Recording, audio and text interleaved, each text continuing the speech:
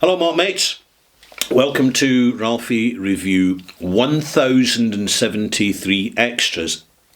Crossed fingers to make an X, extra content, extra input, and extra opinion. And let's focus on the opinion here, because I've just reviewed Glenglassaugh Sandend Single Malt.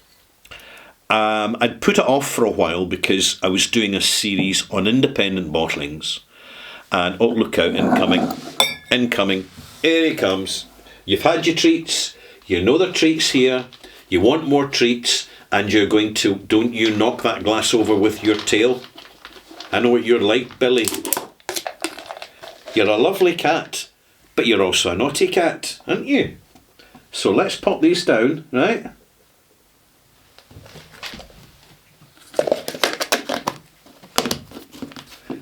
I'm going to have to fill this bucket back up again. It's not a human-sized bucket. I call it a bucket, but to a cat that is a full-sized bucket. That's where they get the treats, even when they're naughty. Glenglassaugh. I first encountered Glenglassaugh in the 1990s through Cadenhead's independent bottlers, and I bought the bottle because I didn't recognise the distillery name. There was nothing said about Glenglassaugh. And there's a 15-year-old version in particular. And what surprised and delighted me about it was that it became wonderfully aromatic over time. It seemed to be part of the style of Glenglassaugh. It is a standard, it starts off as a standard, soft, unpeated, fruity, barley sugared, Speyside style of single malt. But it's not until you spend a bit of time and patience with it that you start to note in the development that it gets more herbaceous and more aromatic.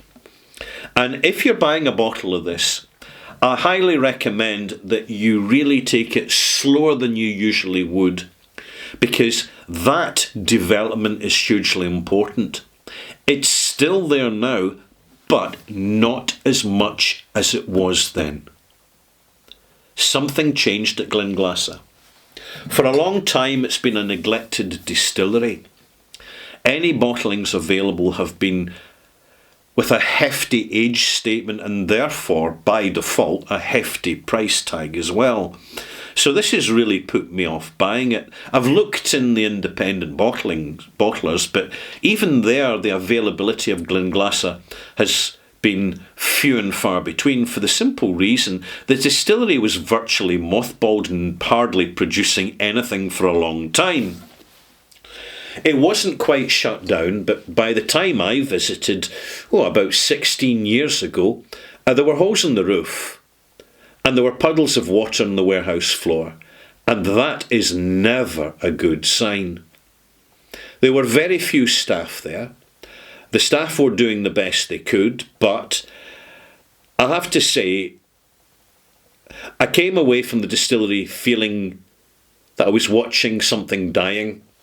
So I'm delighted that it hasn't quite died. Certainly it's been mothballed recently due to the global downturn, the very sudden and dramatic global downturn in whisky consumption.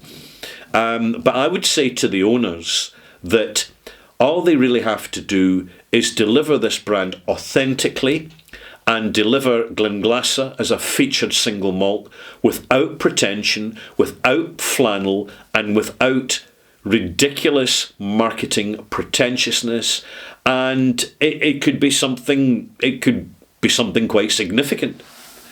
We're now in the stage where, rather than whisky producers trying to convince us that their brand is worth buying, they have to let the bottle show us that the brand's worth buying. In other words, it needs to be a slightly higher than basic minimum strength. It should be unchill filtered and it should be natural colour to present a natural and full, uncompromised, non-edited experience. I think Glenglassaugh, to their credit, this is distillery's part of the Brown-Forman group now, and although I've kind of lost interest in Benriach and I wouldn't touch Glendronach with a barge pole now, because that's the way it goes This is the fickleness now. The brand loyalty, the slavish brand loyalty that you got to brands in the 1980s and 90s and early 2000s.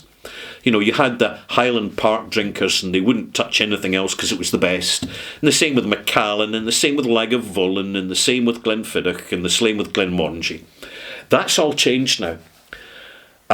Your passive consumer, rather than sticking to brands, they're just going sober now because they need to sober up for the incoming, what do they call it in Britain? There's a special word they have for when everything's in decline. Yeah, austerity. People are really feeling austerity now, and this is a luxury product. So they can choose to buy it or not, and people are increasingly not choosing not to buy it, particularly a younger generation. And this is a challenge for the distilleries.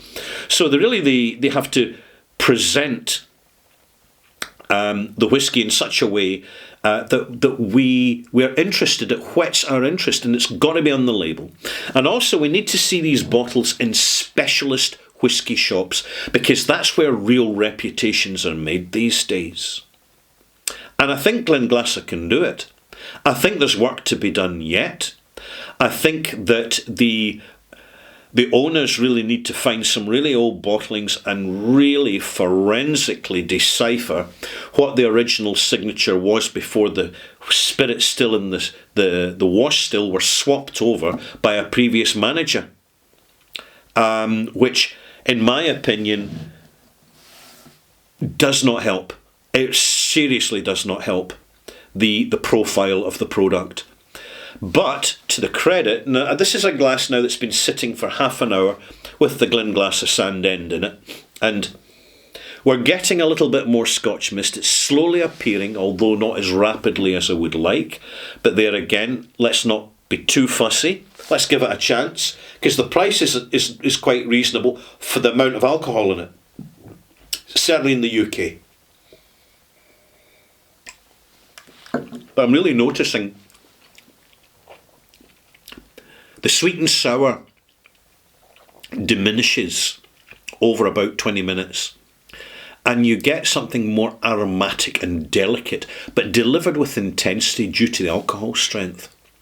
It makes this a very interesting whisky, so look out for it.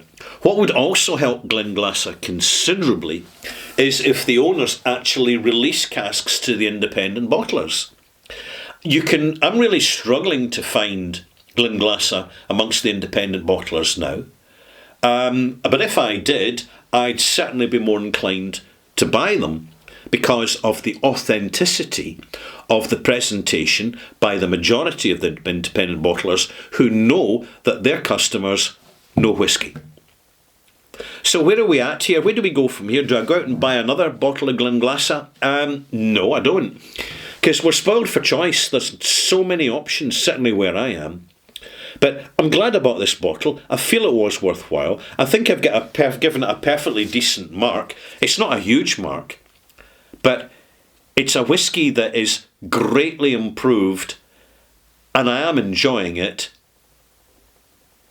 But there's better whiskies out there. The likes of Ardnamurchan, the likes of Isla Rassi, the likes of Isle of Arran. It's really for the quality whiskies now. It's getting particularly competitive. And to be honest, I think for the passive consumer, having a high strength alcohol like this, they're just going to kind of screw up their face and find it nippy, and then immediately want to put blocks of ice into it and ruin the event. So the whisky industry's got a real dilemma here. Who are they actually going to cater for? And I think fundamentally they've got to do different bottlings to cater for all the customers, because they either lose one or the other. So we'll see how it goes. I wish Brauman that was a bit of wordology there. That's Brauman is Brown-Forman merged into one word.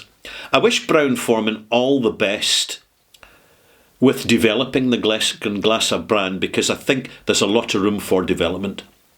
I think this is a very good start, a very competent start. It has exceeded my expectations, but let's see where it goes from there, because The distillery, again, just recently has been what's called mothballed, which means they've ceased production yet again.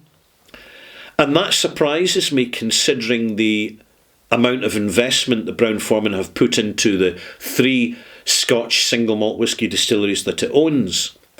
I really think that's a mistake, because even with a small core team, to have some volume of production there, you can amplify the price slightly due to the lack of availability. People will still have a tolerance level for that to a certain extent.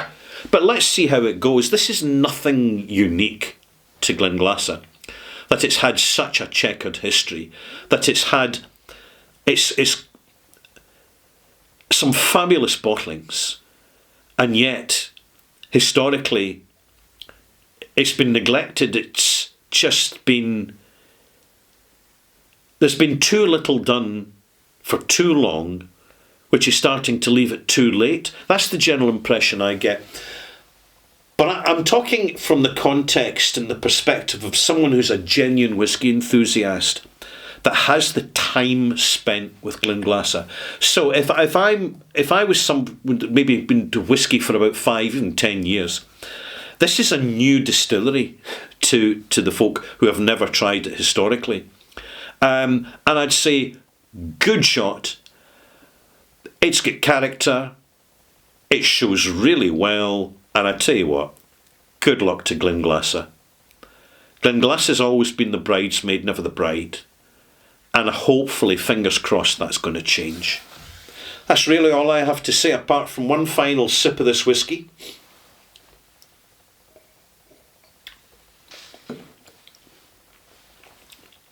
Which I highly recommend. And I'm continuing to enjoy.